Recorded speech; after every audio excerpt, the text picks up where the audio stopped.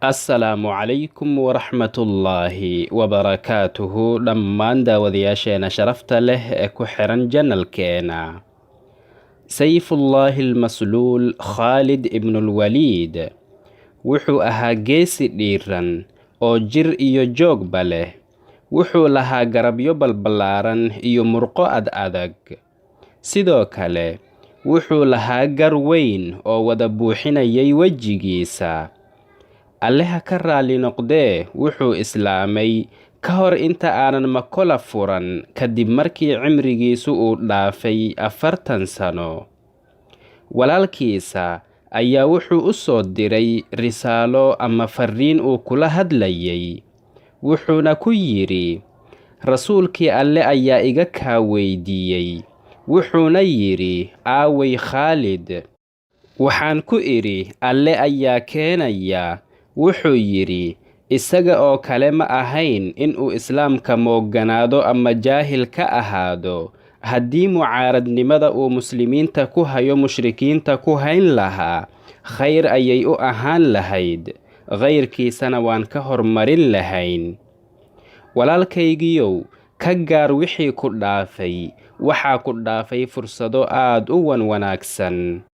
kadib Alle ka raali noqdee, Khaalid ayaa isagoo faraskiisa saaran u jihaystay magaalada Madiino xaggeeda. waxayna waddada iska heleen oo ay iska soo raaceen Camr ibnul Caas iyo Cuthmaan ibnu Talxa. waxayna soo gaareen rasuulkii Alle sallallahu calayhi wasallam. markii ay u soo galeen rasuulka sallallahu calayhi wasallam ayay salaameen. isaguna salaanta ayuu ka qaaday sallallahu calayhi wasallam isagoo ku faraxsan. wuxuuna Khaalid nabiga calayhi salaatu wasalaam ka codsaday inuu u dembi dhaaf dalbo. kadibna rasuulka ayaa codsigiisa u yeelay sallallahu calayhi wasallam. xilligaas wixii ka dambeeyeyna wuxuu Khaalid radiyallahu canhu muslimiinta la dagaaltagay dagaallo aad u fara badan. wuxuuna Alle subxaanahu wa tacaala gacantiisa muslimiinta ugu furay meelo aad u fara badan. markii uu rasuulku sallallahu calayhi wasallam magaalada Mako furtay, ayuu wuxuu Khaalid ibnulwaliid u diray meesha la yidhaahdo Nakhla si uu u burburiyo, halkaasoo uu ku yaalay sanamkii Cuza la odhan jiray. kadibna Khaalid ayaa intuu halkii yimid wuxuu burburiyey gurigii ka dul dhisnaa. kadibna intuu nabiga sallallahu calayhi wasallam u yimid ayuu u sheegay oo ku yidhi, rasuulkii Ilaahayow, waan soo burburiyey. markaas buu nabigu calayhi salaatu wasalaam ku yidhi, wax miyaad soo aragtay? wuxuu yidhi, maya. wuxuu ku yidhi, ku laabo, waxba ma aadan soo samaynine. kadibna Khaalid ayaa soo laabtay isagoo cadhaysan. markaas buu wuxuu arkay Cuza, taasoo ahayd haweenay qaawan oo timo fidsan leh oo carro ku shubaysa madaxeeda. markaas buu Khaalid radiyallahu canhu seeftiisa ku boobay ilaa uu ka dilay. kadibna intuu nabiga calayhi salaatu wasalaam u soo laabtay ayuu u sheegay. markaas buu nabigu sallallahu calayhi wasallam yidhi, taasi waxay ahayd Cuza.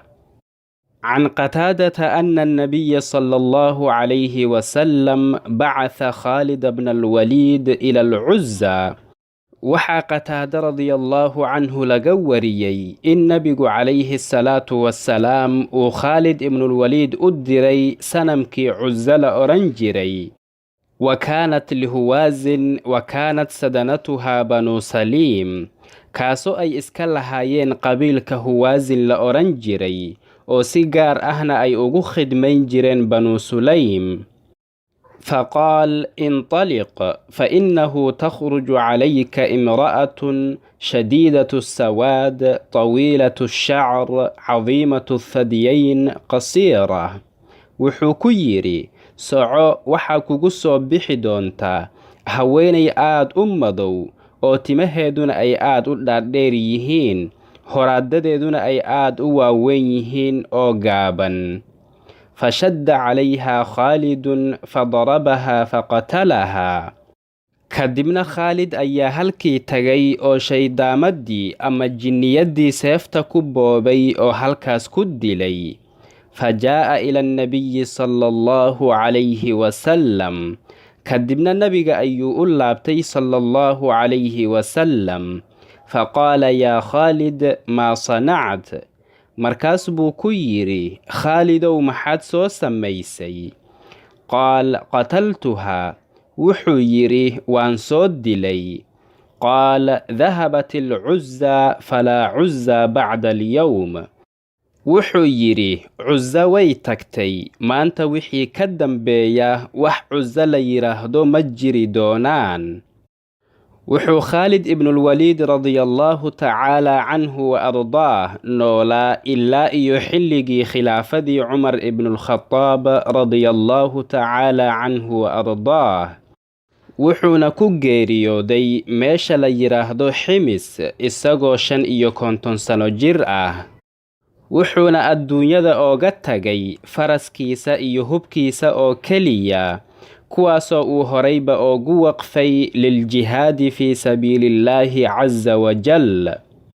markii ay geeridu u timid ayuu khaalid intuu ooyay wuxuu yidhi waxaan ka qayb qaatay dagaal hebel iyo dagaal hebel, taako ka mid ah jirkaygana ma jirto ilaa waxaa ku taalla nabar seef ama fallaar la igu dhuftay.